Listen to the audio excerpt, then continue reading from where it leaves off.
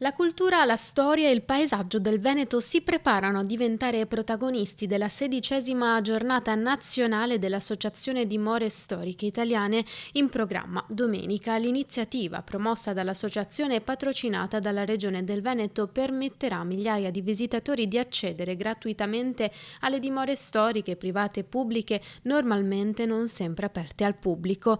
Appuntamento che trasformerà ville, castelli, giardini storici, palazzi e antichi complessi monumentali in un grande museo diffuso, offrendo l'opportunità di scoprire luoghi di straordinario fascino, spesso lontani dai tradizionali circuiti turistici.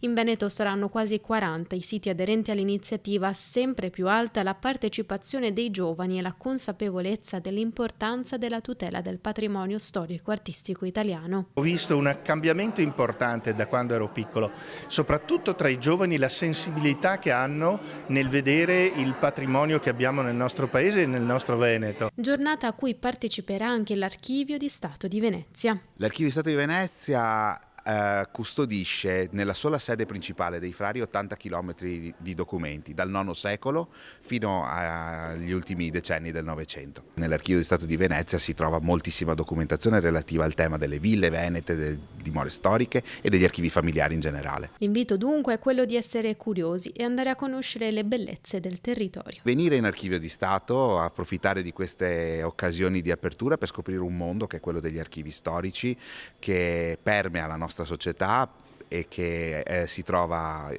ovunque e che però ha bisogno di essere conosciuto in maniera più approfondita, e queste occasioni sono preziosissime per entrare in contatto con chi ogni giorno si prende cura del patrimonio archivistico d'Italia.